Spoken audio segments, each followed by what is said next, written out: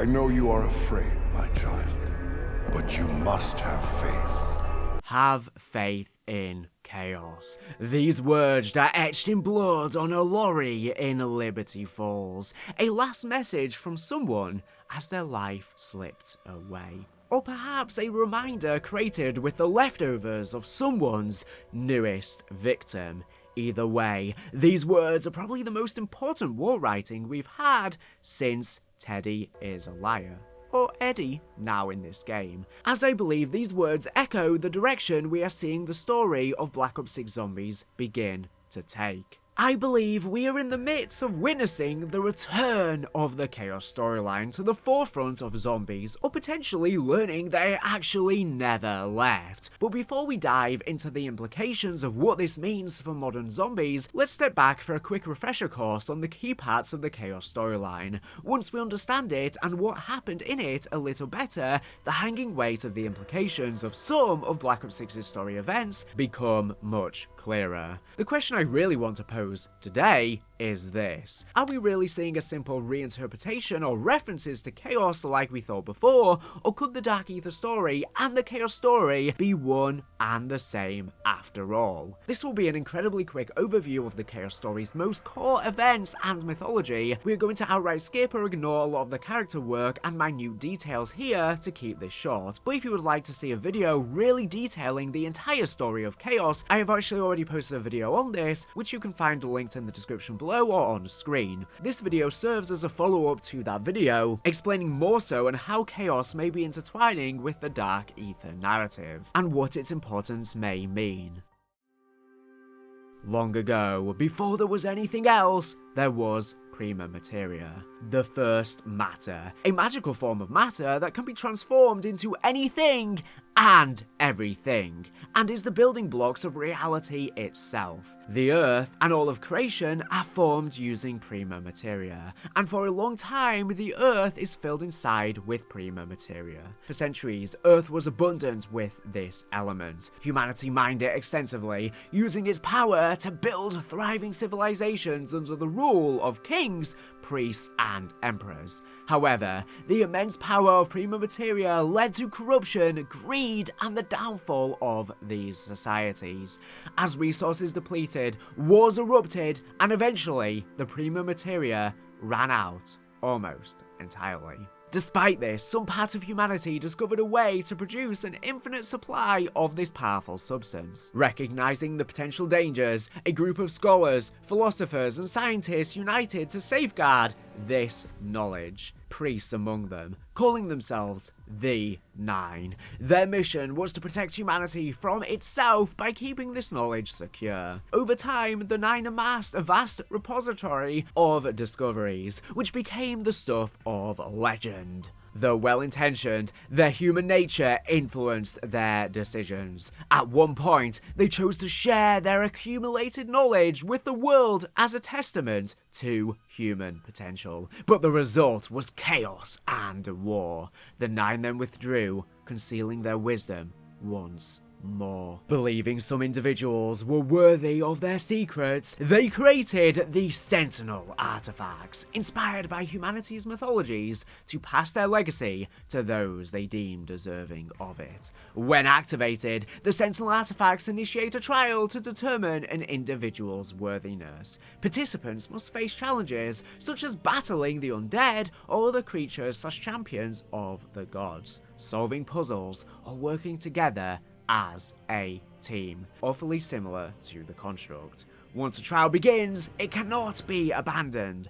The individuals must either complete it or face death. Each artifact is tied to a specific god from mythology. The Voyage of Despair artifact represents Odin. The 9 artifacts aligns with Ra. The Dead of the Night artifact corresponds to Danu. And the Ancient Evil artifact is associated with Zeus. The Danu artifact once came to be held by a historian and demonologist named Alistair Rhodes, but was eventually stolen during a house party at his manor. The culprits were his butler, Godfrey, and a mysterious religious group known as the Order.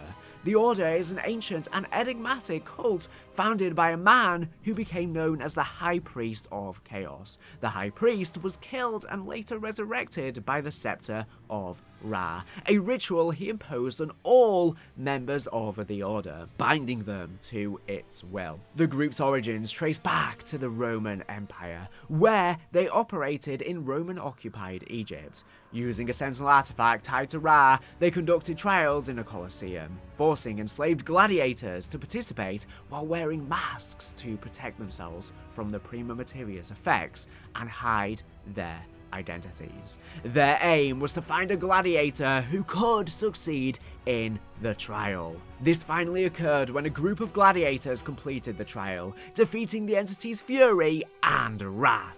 However, these gladiators were executed shortly after their success. Following this event, the High Priest seemed to attain immortality, and later re-emerged in the 1900s. He revived the Order in 1909, forming it as a faction of the Rosicrucian Order, with similar ambitions to its ancient predecessor. The modern order was then discovered by archaeologist Alistair Rhodes, who began working to oppose the cult. In September 1910, Alistair, along with Bruno Delacroix, attempted to seize the Scepter of Ra to prevent it from falling back into the Order's control.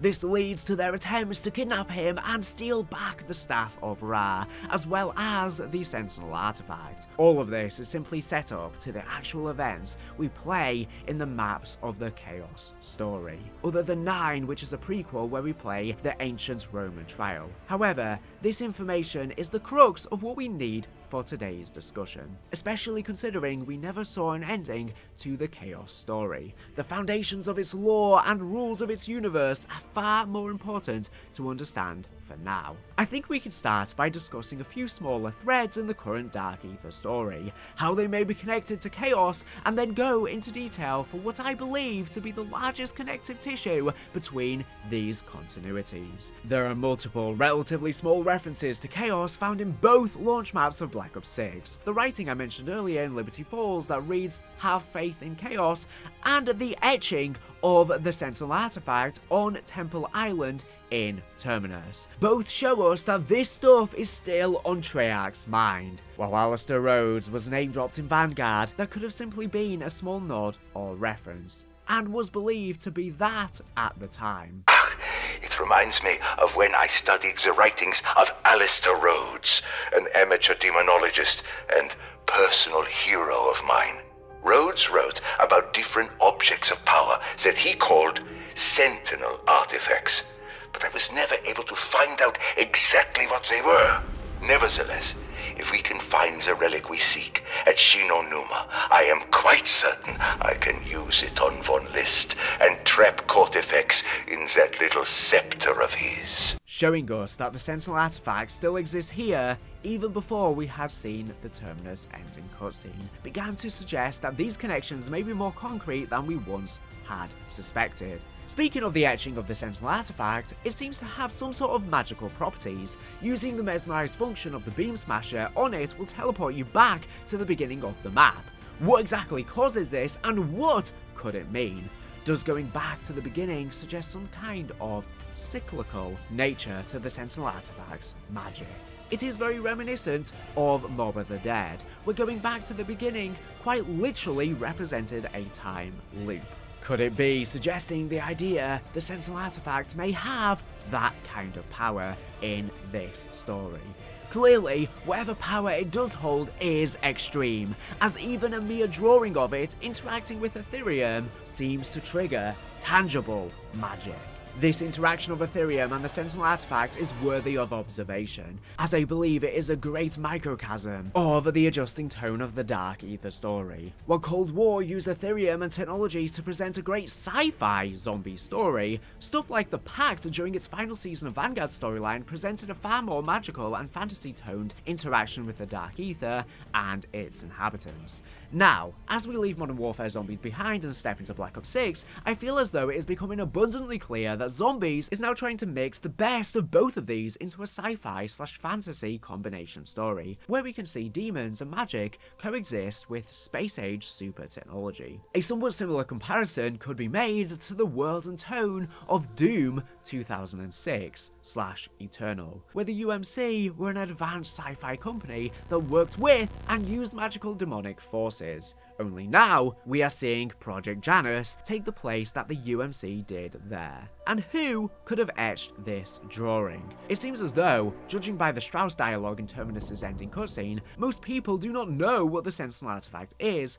much less believe it is real, if they do. One likely suspect for this drawing is actually Richtofen himself. We know he spent time here on Terminus, and also know that he both believes in and is pursuing the Sentinel artifact, which also means he believes it works. His advanced knowledge on the Dark Aether, plus other magical items from Craft's journals, would also explain him being able to somehow harness the magic of the artifact through the drawing. Another possible idea is that it could in fact be Owen Guthrie. We know that he began researching deep into the mysteries of what Project Janus are up to. Potentially along the way, he found out about Richtofen's classified documents on the Sentinel artifact, in which he drew it himself before his research was discovered by Modi, and he was then captured, being turned into Patient 13. But why is it that Richtofen is pursuing the Sentinel artifact anyways? Let's take another look at the Terminus ending cutscene where the artifact is mentioned. Have scraped all Project Janus files classified Director's Eyes only. Richtofen is obsessed with an ancient relic called the Sentinel artifact. He believes it has the ability to manipulate a form of protomatter called Prima Materia. Not only do we learn that Richtofen is after the artifact, but also Prima Materia, and we get confirmation that the Sentinel artifact can transform and control Prima Materia, basically what they did in the Chaos story as well. This again only aligns the stories closer, and gives us no way to contradict the idea that they are the same timeline. An interesting side note here as well is that we see the computer in Terminus mark locations in both Morocco and Russia, which were also rumoured/leaked locations of possible future Chaos maps, had the story kept going. These clues into how the artifact works in this world also give us a great preview into what exactly Eddie would want with the artifact. We know that Dr. Modi had failed to recreate an organism from a small sample of DNA like Richtofen requested, and that is when he began looking into the Sentinel artifact and Prima Materia. This is likely connected, and shows us that Richtofen wants to use the Prima Materia for some goal, to recreate this biological organism, likely to save his wife and son's bodies that were burnt to death.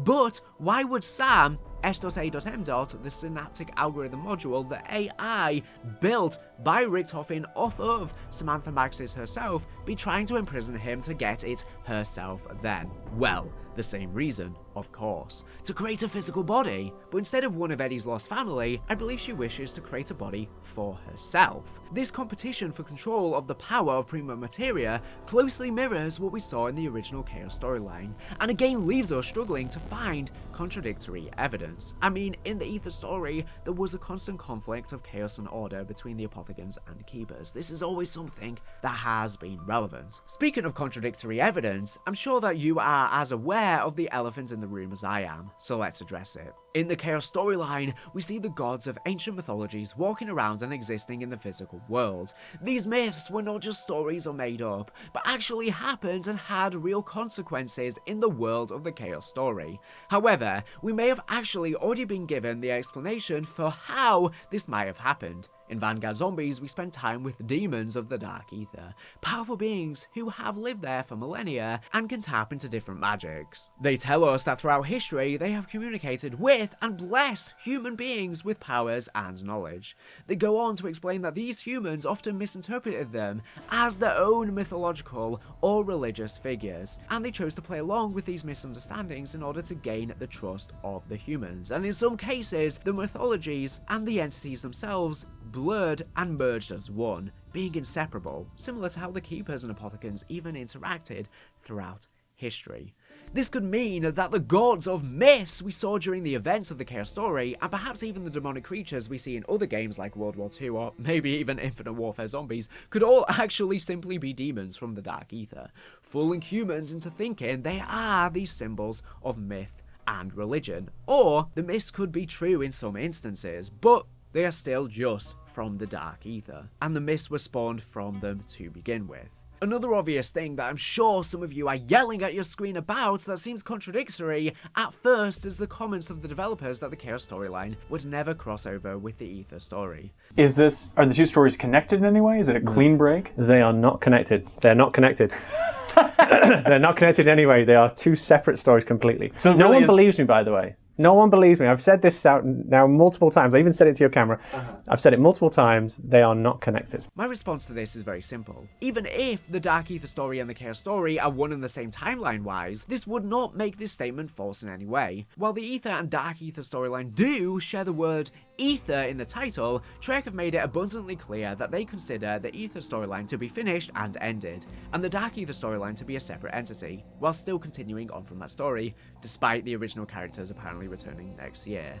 This means that, in their minds, promising the two would never cross over simply meant promising they would not before the events of Tag der Toten at the end of the same game, which was quite an easy promise to make and keep.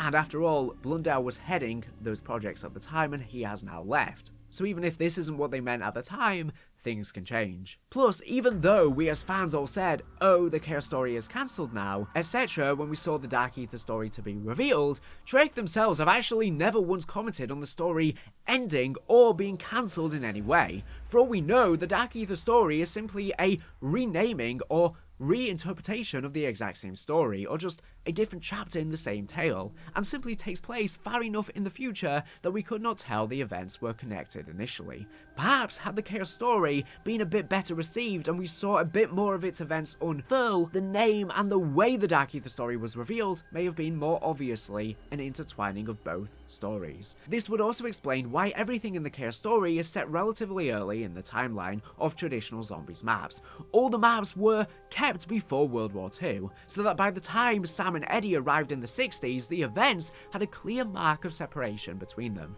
And of course, the Dark Aether story really picks up leading up to World War II.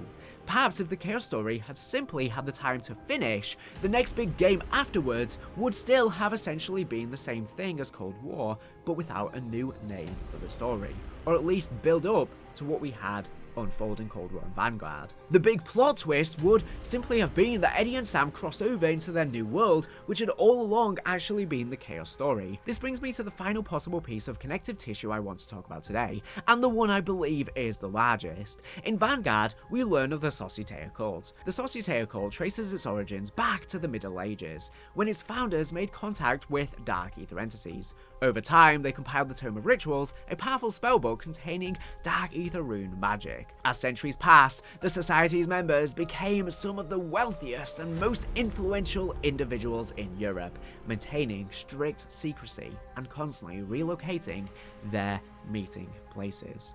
Lucien Porret, a senior member and Freemason architect, designed the Societe's mystical stronghold, the Hotel Royale, built above Paris's catacombs in France, which were arranged in a pattern of Dark Aether runes. The site served as a dimensional nexus. Within its walls, the Societe constructed seances and rituals using the Tome of Rituals to enhance their power and influence.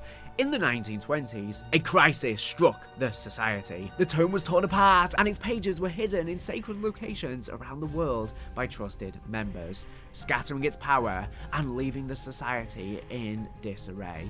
In the modern day, it seems as though some of the leftovers of the Society held their power and financial positions in Europe, and now lead some of the most powerful crime families in Avalon. Both are powerful groups of people in Europe willing to commit evil acts in exchange to hold their power. And we know that the Sentinel artifact is likely in Europe as well, probably in the possession of someone from the Society. This could mean that the French syndicate we learn about in Avalon and the many crime families could actually be, or at least some of, the descendants of the Societe Occult. Could Citadelle Des Morts / the Keep's castle have been owned by someone from the Society? This would again strengthen the idea that at least some of them stayed in Europe and maintained their power when they split, and means we're about to see a lot more Chaos influence in the DLC 1 map. Could we even see the tome pages or more?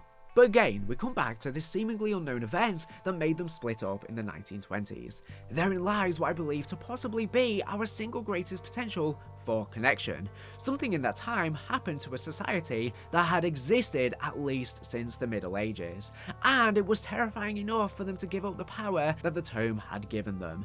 What if these events we don't know are actually related to the Chaos storyline? Well, let's take a look at where that story was when we left it climactically. Like I say, I did a video already recapping the entire events of the Chaos story in detail, which I would highly recommend watching after you are done with this one, but for the sake of time here, I will quickly nutshell the ending. Essentially, our heroes are nearly defeated in the end of the Chaos story. Medusa has fooled them into freeing her from the trap she was in Ancient Evil, and she uses Scarlet to learn and catch up with modern technology and history via a magical kiss. She claims a sentinel artifact and plans to now use her power to reach the Library of the Nine, the Library of Alexandria in Egypt, and learns of all of the secrets it holds. And when exactly was all of this taking place? We know the events of the Chaos story we play are at least after April 1912. This means that Medusa seemingly defeating the characters we play as and beginning to take hold of the knowledge of the Nine happened within a decade of this supposed big event that split up the society. I propose the idea that the large-scale connection is this: the Nine were simply a tight-knit inner sect of the Societe Occult, who learned of Prima Materia in their studies of the Dark Aether and its primordial magic. They hid this knowledge from even other members of the society. However, the Chaos story still takes place as we saw in Black Ops 4, and Scarlet Rhodes eventually falls on her quest and releases Medusa. Medusa then, after what we saw in Black Ops 4, spends the next few years completing Sentinel trials, before only one artifact remains between her and access to all of the secrets and power of Prima Materia. These are likely the cancel maps we would have seen after had Black Ops 4 gone to plan. Finally, the Nine are forced to take drastic measures. As the most powerful sect of people within the society, they choose to dissolve it and decimate the pages of the tome between various members who split up across the globe. This way, Medusa, likely a person using the power of a demon of the Dark Aether, or one herself, cannot get access to their knowledge even by completing the trial. This foils her plan, and she is either defeated or simply dies before ever succeeding in finding another way to control Prima Materia. The leftovers of the society go on to form the crime families in Avalon, who, as we know, are working closely with Richtofen and are the financiers of Project Janus, potentially one and the same as the redacted board of directors. This also means they are almost certainly the people he was reporting to during Mauer as well, when discussing shareholders. So they are working with Richtofen now, who, mind you, has all of the journals and research from Gabriel Craft during World War II. Even the Tome of Rituals, which we completed once again during the events of Vanguard by gathering the pages. And we know that after falling into a dark place, Ravenov is working as a mob enforcer for the Syndicate, and has Gabriel Craft captive as well, likely for his extensive knowledge, particularly regarding the Sentinel artifact. So now, Richtofen is where Medusa once was, one Sentinel artifact away from getting control over Prima Materia, and now holds all of the knowledge that the people he is working with tried so hard to protect. The Sentinel artifact seen on the computer in the Terminus ending does seem to represent the one from Voyage of Despair as well, so could be the Norse one and one and the same. Although this could just be a reused image, the final one may be different from this. This could be one and the same. It is interesting they say Sentinel artifact though instead of Sentinel artifacts, so I'm wondering if that suggests there may now just be one, but we will see. It seems that they either know Richtofen is doing this and are okay with it, as they see him as the worthy person the trials were looking for in the first place, or he has managed to fool them, and is secretly planning to take the power of Prima Materia without their knowledge, to restore his family. I would guess the former, considering Richtofen is sending foot soldiers of the crime families to find the Sentinel artifact for him. It could also mean that maybe, in the medieval history of Citadelle Des Morts, maybe this was going to be a cancelled Chaos map in the future. Maybe there's going to be references to what happened leading up to the 1920s post-Ancient Evil, maybe on this castle. Wouldn't that be so cool if, like, there's a statue of Medusa as she's been tricked freezing herself into stone or something like that, or there's some intel about what happened to the Chaos characters in the past after that map. Essentially, what I'm proposing is this. Had the Chaos Story gone on, a major twist we would have seen, perhaps a game after Black Ops 4, would be Eddie and Sam's appearance into the Chaos Story as their new world, and we would have gotten a collision of the two stories into one new interpretation. Initially, I did think that the Chaos Story just took place in the prior multiverse, but now with all of these connections here, I'm having doubts, and I really think the Chaos Story may just be entirely in this new universe, and create the story to begin with. But I guess both could be true, or just one and the other. This is why all of the Chaos maps were set before the era of World War II and tagged the Totem. However, the Chaos Story did not go on, and was not well received with the fans, the way Treyarch had planned. But rather than throw away this second chapter of the Chaos Story they had written, they simply retooled it, stripping away its initial references to the Chaos's events, and focused solely on the Dark Aether with Eddie and Sam. And now, slowly, peel away the layers and reveal to us that secretly, nothing has ever changed. We are still in the Chaos Story, and the finale of Eddie and Sam's story simply ends with the biggest events in the universe of the Chaos Story. And this could even mean we could go back to the past and the future and maybe get a Chaos spin-off game, closing up that chapter of Black Ops 4. If Treyarch do games like Modern Warfare 3 or Vanguard Zombies in the future, assuming they're going to do other Zombies games in non-Treyarch titles, I hope they dedicate a game to closing up that Chaos Story as intended, and maybe this game's going to give us a load of intel and references, like I say, to what happened during those events. But what do you think? Are these stories directly related? Is this a retelling or simply a continuation? Did these events just happen in the prior multiverse, or did they all happen in this new universe? Let me know your thoughts in the comments below. I've done a drastic 180 flip in my opinion, but only time will tell. And I'm sure we'll get a lot more answers and mysteries in Citadelle Des Morts to confirm or deny this. But I'm hoping we get a concrete answer at some point within this game, and they don't leave it open-ended as to which interpretation to make. Let me know, would you rather get a concrete answer if the Chaos Story takes place in the new universe or just the prior multiverse, or would you rather it be left open-ended for both interpretations to work? Anyways, without further ado, check out the full Chaos Story recap in the description, plenty more lore videos to come as well, so make sure you subscribe to the channel, as it helps me make these. Thank you for watching the video, make sure to subscribe if you're not for the latest and greatest Call of Duty news and information. So anyways, thank you for watching, and bye.